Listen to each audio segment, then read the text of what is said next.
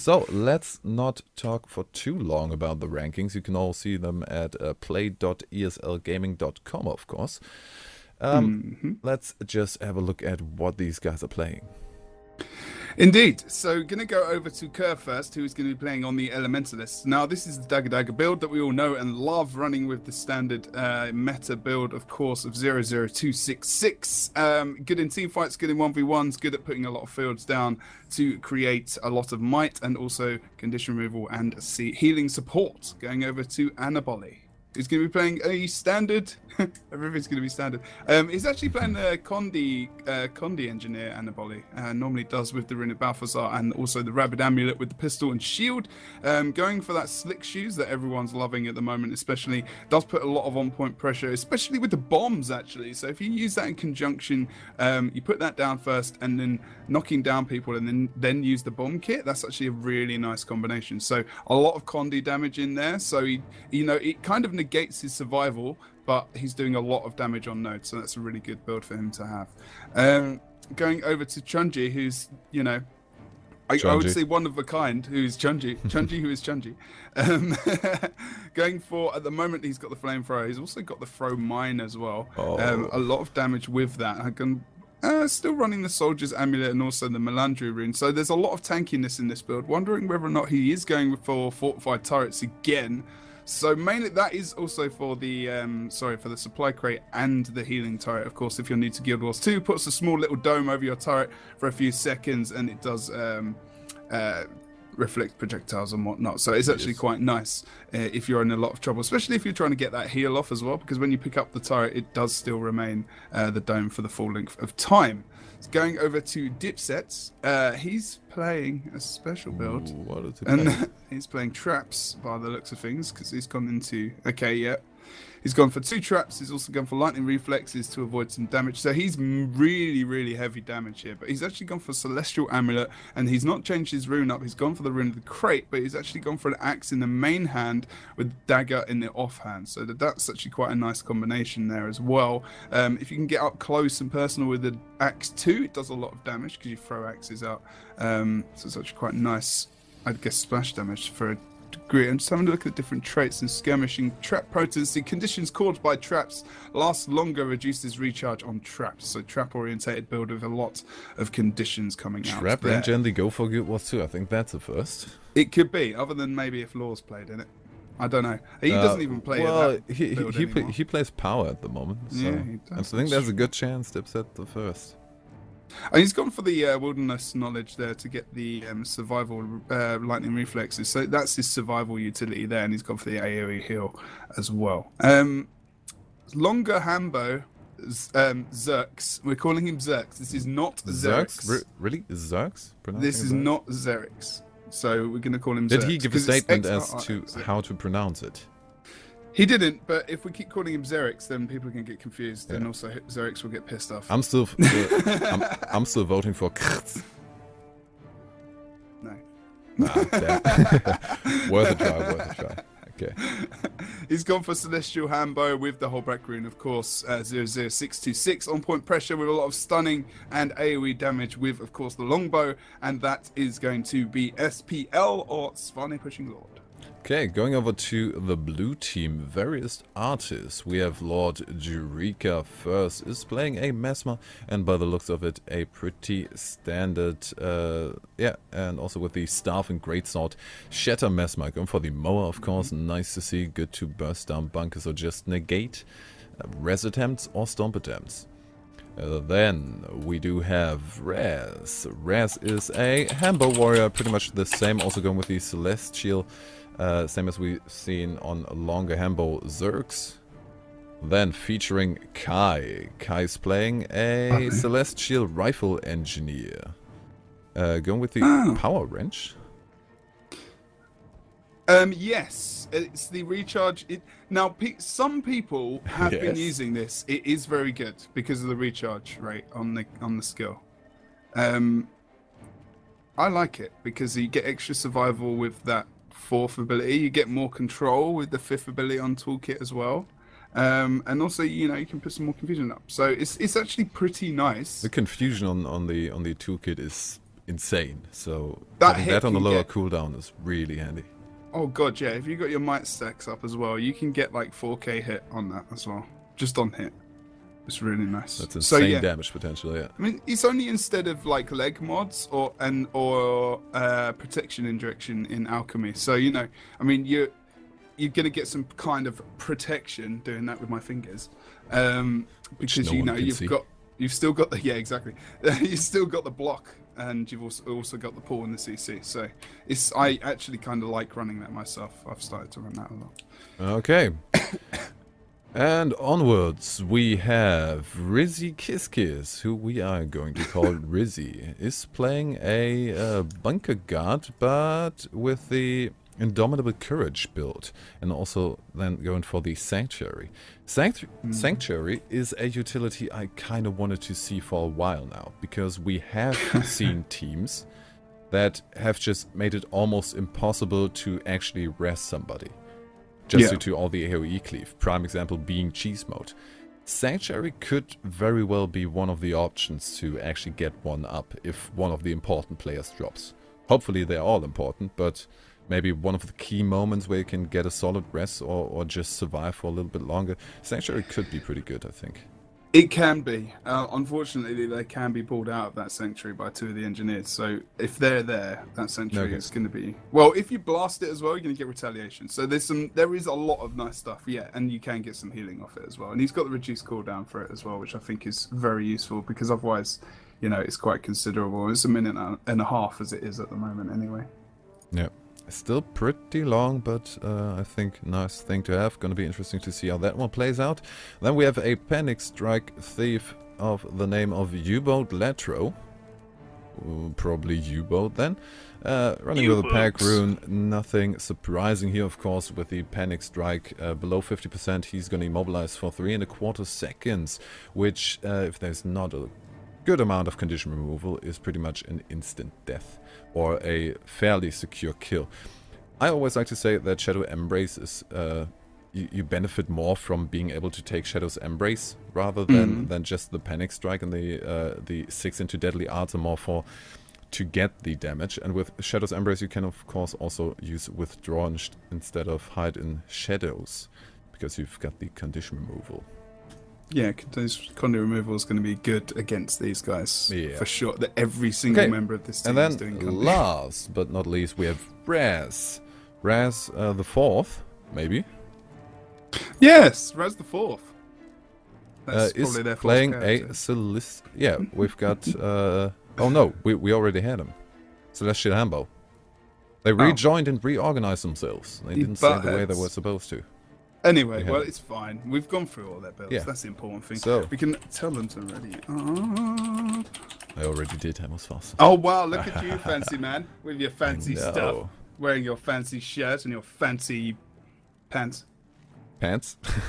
Fancy pants. I thought you were going to say button. Button? Oh, fancy button. You do have a fancy button. Yes. No one ever tell Nick he's not got a fancy button. We are in the ESL Go4 Cup. Number 9. The last one of 2014.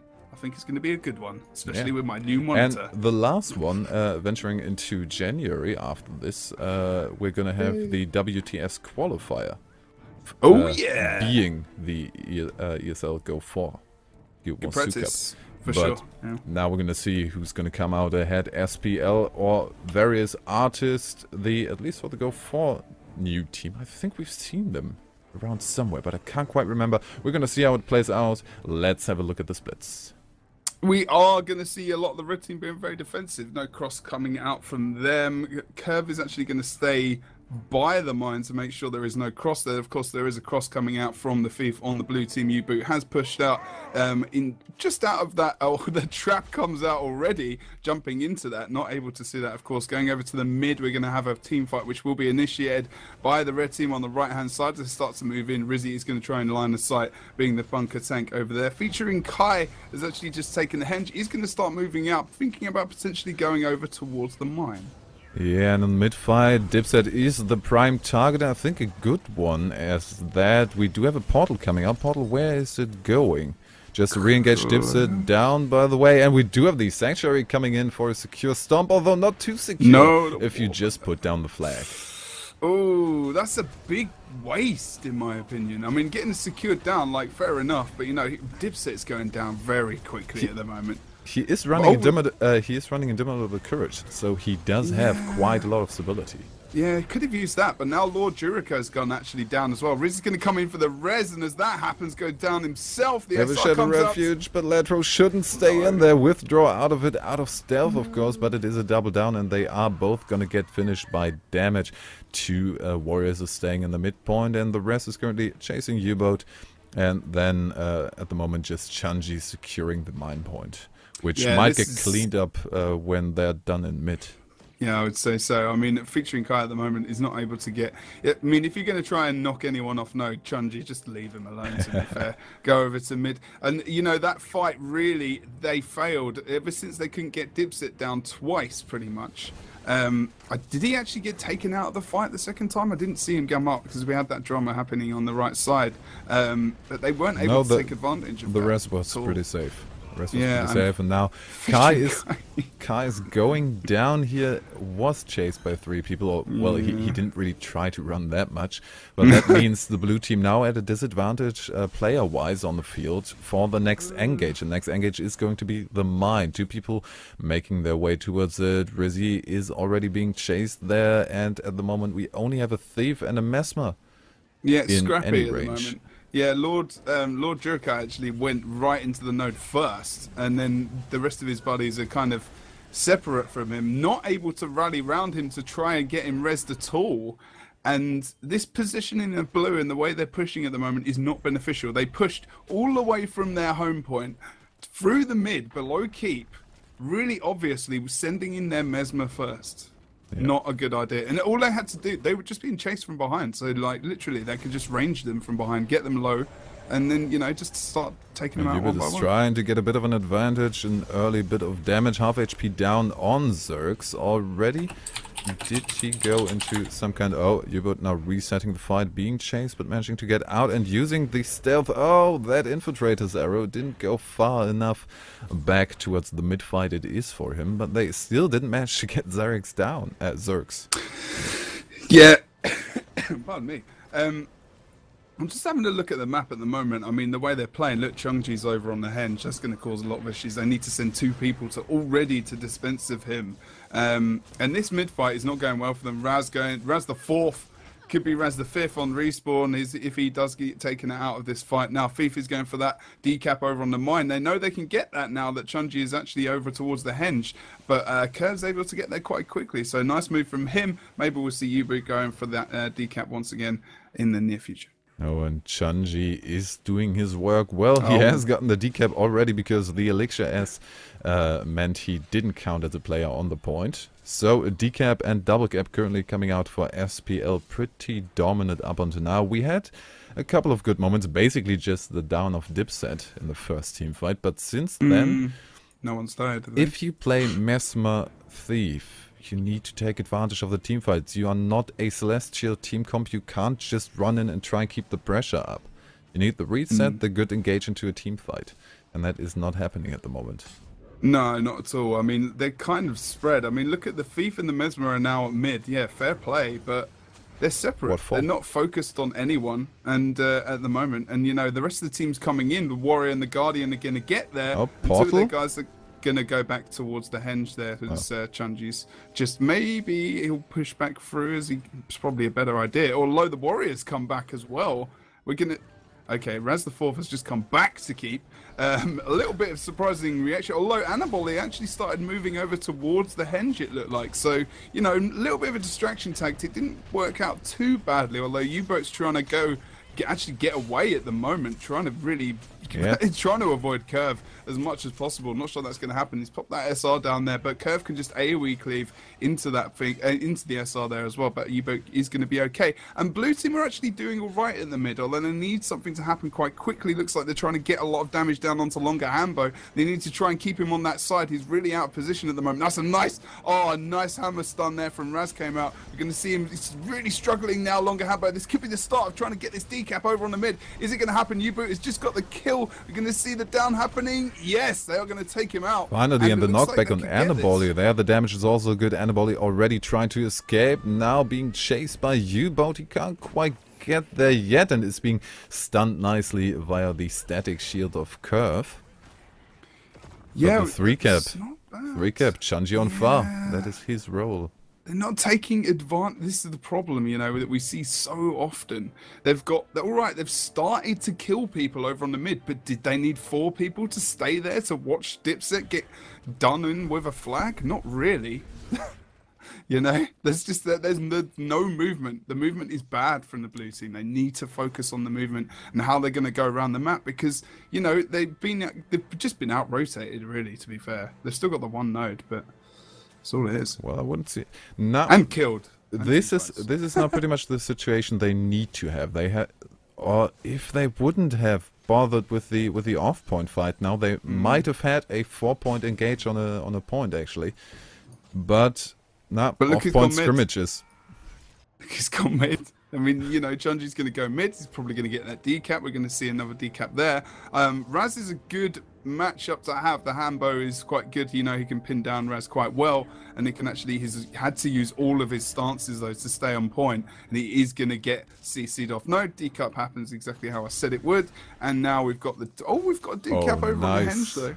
Yeah, nicely done. Just before the block ability actually came out on Anaboli, he managed to get the Venom off, stunning him and getting the decap. But decap also from Chunji in mid. He is doing his job and also held him there with the supply crate drop off point for the immobilize coming out. Now U-Boat for the assistance on the midpoint may be able to get him down, but they are still struggling on the decapped, but not really winning the fight at the moment. They might, although 2 targets pretty down.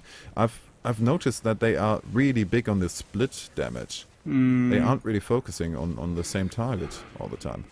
No, it doesn't feel like it. No, I mean that mid fight wasn't too bad. I mean they confused SPL, to be honest. But I think mainly because they also confused themselves. They weren't sure what was going on.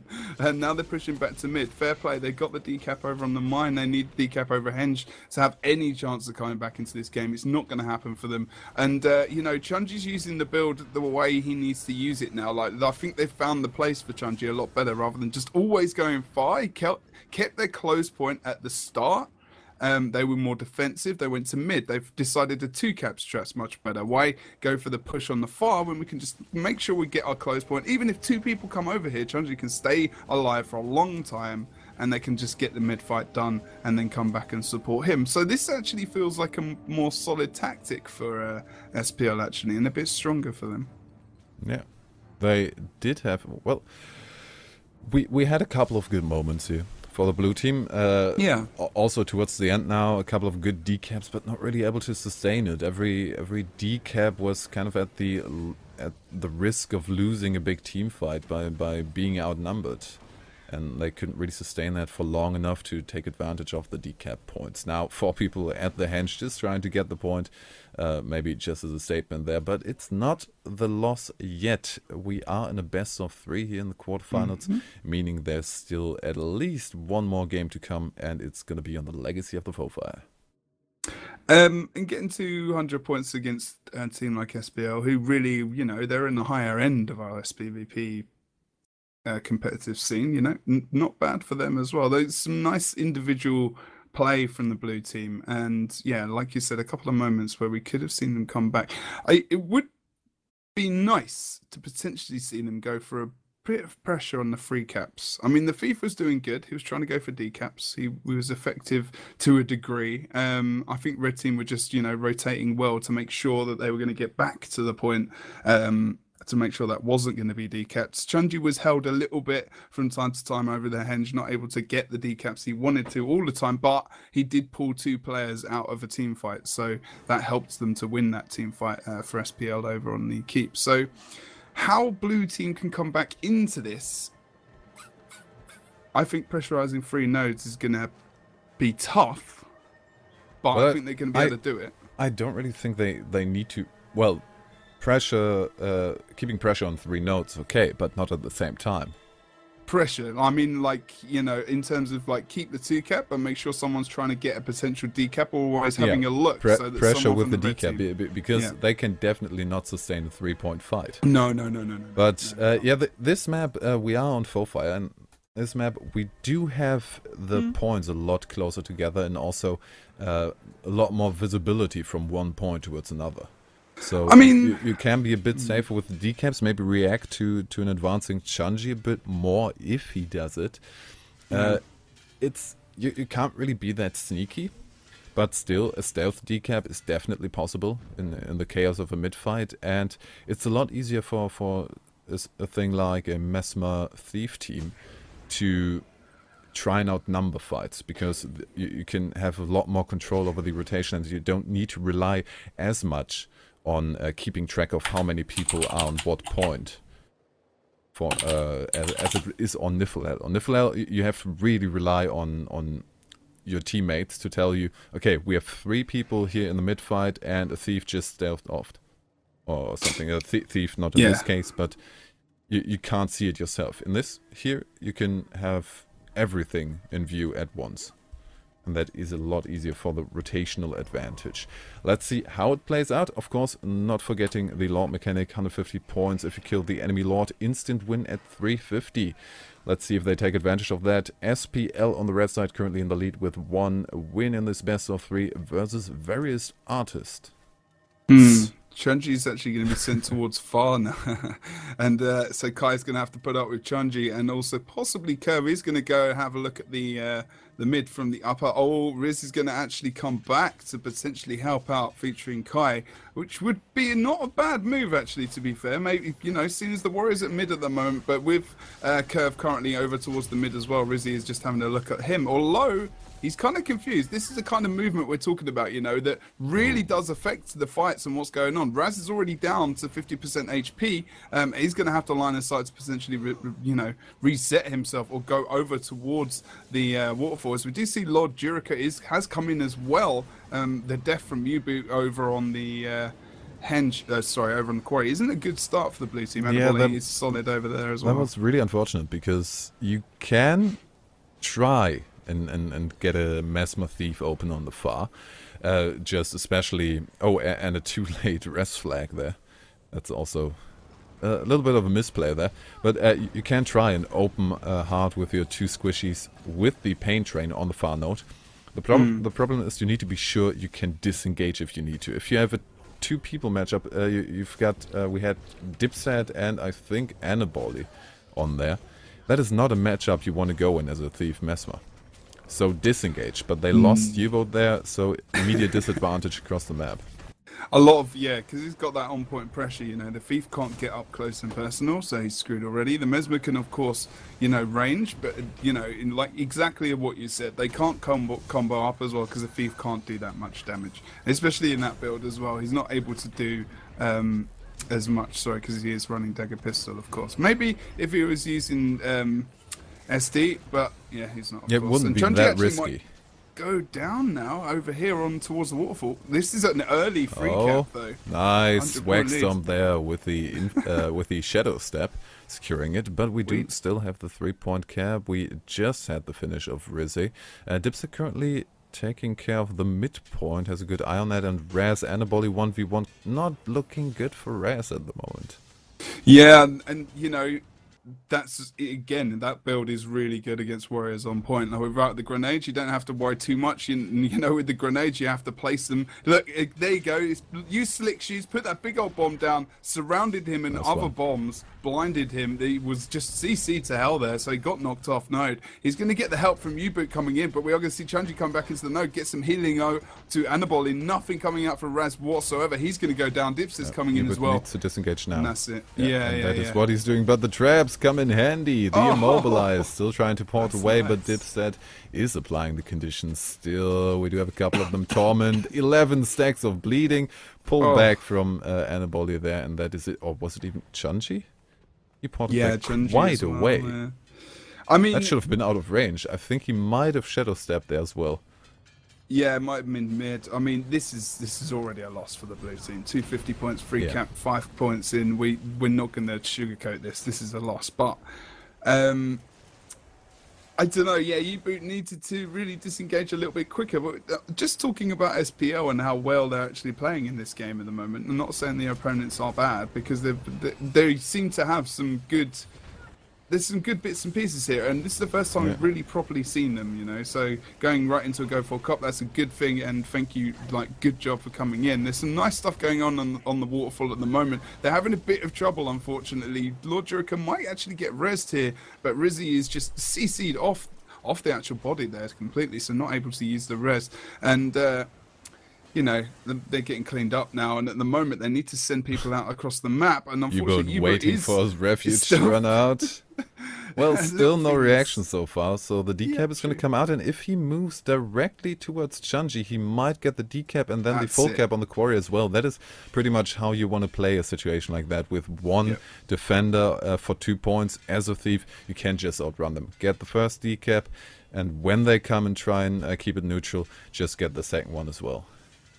Yeah, and that was that's an example of a nice move there from the blue team. You know, they did stop them getting not as many points as they would have normally get. Okay, they haven't got the cap, but at least they moved the red team back into the rest of the map.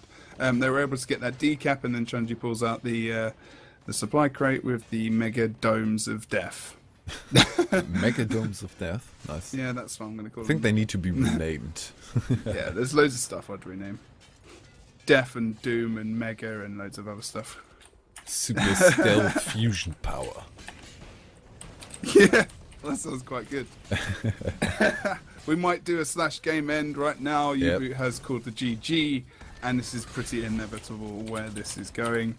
Okay, so GGs have been called. That means second win goes over to SPL for a fairly quick second match here, picking up the second win. SPL advancing towards the semi-finals, where they are going up against, I think you can pretty much say, the strongest opponent in this tournament. Cheese Mode, 3 times running champion in this month.